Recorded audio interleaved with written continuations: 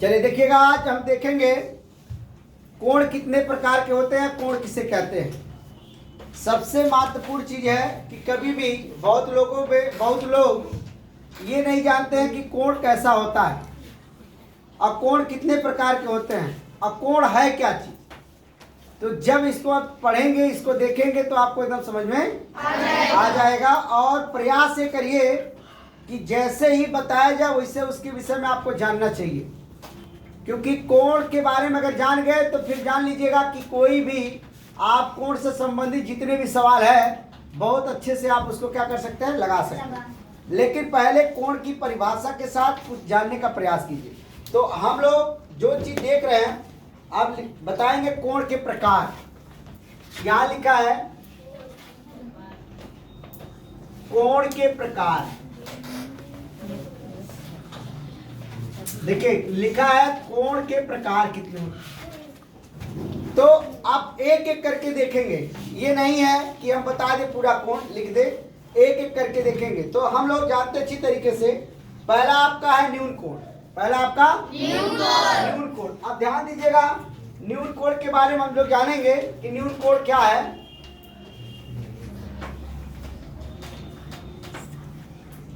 न्यून कोण। अब न्यून कोण की परिभाषा लिख लीजिएगा। वह कोण जिसका मान शून्य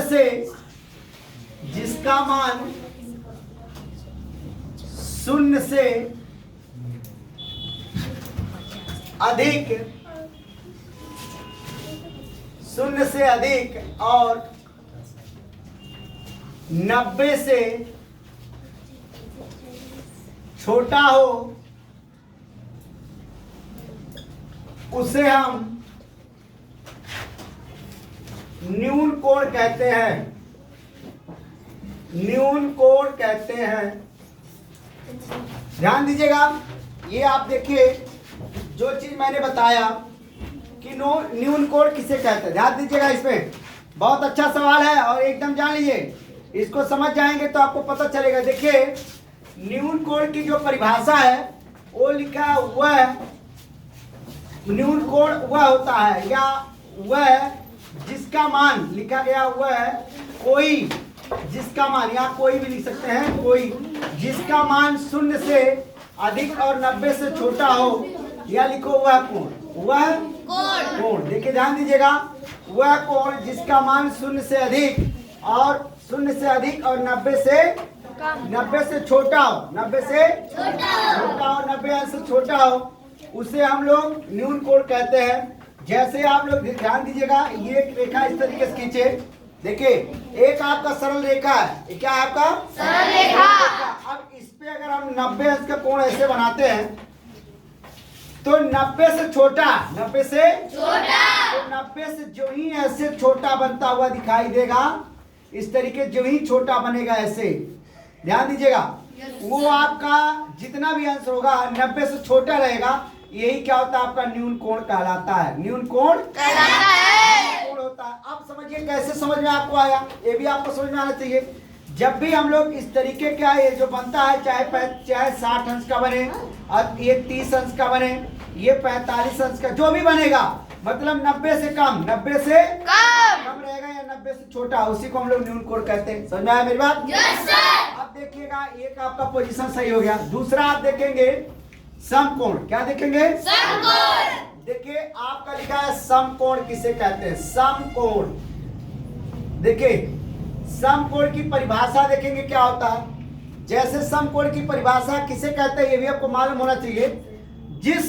देखिएगा जिस कोण का, लिखेंगे जिस कोण का मान 90 अंश हो उसे हम समकोण कहते हैं। समकोण कहते हैं। देखिए बहुत सिंपल परिभाषा है ना? क्या लिखा है? समकोण जिस कोण का मान 90 अंश हो उसे हम समकोण कहते हैं। तो अब समकोण के बारे में पता हो गया कि समकोण क्या चीज है।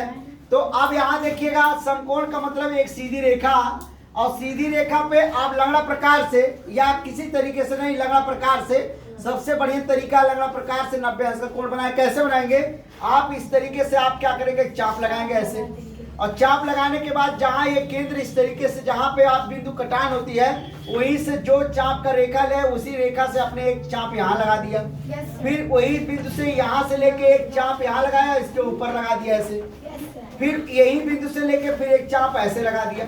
अब आप पटरी से क्या करेंगे, इसको बड़े आसानी से क्या करेंगे, खींच देंगे, तो ये आपका इस तरीके से खिंचाया जाएगा, तो ये आपका 90 अंश का बन जाएगा। बोलो समझ आया? Yes sir. अब इसका नामांकन भी कर सकते हैं, जैसे मान लीजिए इसका नाम ए रख दिए, इसका नाम बी, इसका नाम सी रख दीजिए। आया समझे? Yes sir. बहुत से इससे कोण इस तरीके से है। चलिए अगला देखेंगे। चलिए अब देखेंगे हम लोग, अब लिखे, अब ये है अधिक कोण। इसके बाद पढ़ेंगे क्या, अधिक कोण। ध्यान दीजिएगा, अधिक कोण किसे कहते हैं। तो अधिक कोण की बारे, अधिक कोण देखेंगे, लिखा है अधिक कोण। अधिक कोण की परिभाषा तो लिखेंगे वह कोण, ध्यान दीजिएगा सब लोग, वो लिखा है वह कोण जिसका मान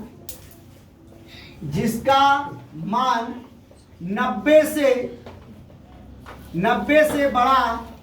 से बड़ा 180 अंश से छोटा, उसे हम क्या कहते हैं, अधिक कोण कहते हैं। कौन सा कोण, अधिक कोण कहते हैं। ध्यान दीजिएगा, अब ये बात आपको अच्छे समझ में आ गई होगी, ठीक है ना? Yes sir. तो आप देखिए, वह कोण जिसका मान 90 से बड़ा हो, 180 अंश से क्या हो, छोटा। अब एक रेखा खींच रहे हैं इस तरीके से। अब ये देखिए सरल रेखा आपका है, ध्यान दीजिएगा, तब समझ में आएगा, ना तो कुछ नहीं आएगा।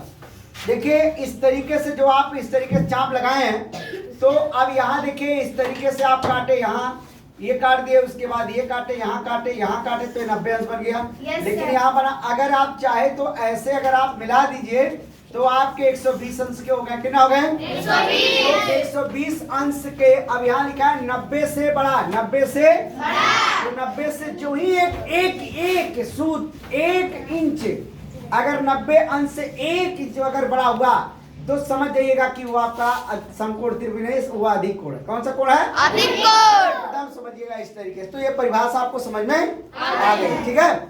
इसके बाद आप देखिएगा, ध्यान दीजिएगा, लिखा है रिज कोण। कौन सा, रिज कोण।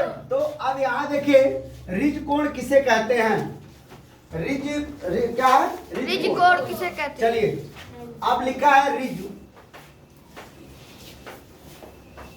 रिज कोण। देखिए ध्यान दीजिएगा सब लोग, रिज कोण किसे कहते हैं, अच्छे समझ में आना चाहिए कि रिज कोण है क्या। ये हमेशा आपको ये होना चाहिए कि जो भी कोण, ध्यान दीजिएगा, देखिए कायदे से इसको पहले देख लीजिएगा, न तो बाद में समस्या बनेगी। तो रिज कोण के बारे में आप परिभाषा अभी तो इसके पहले सीखे कि आपका कौन सा कोण होता है।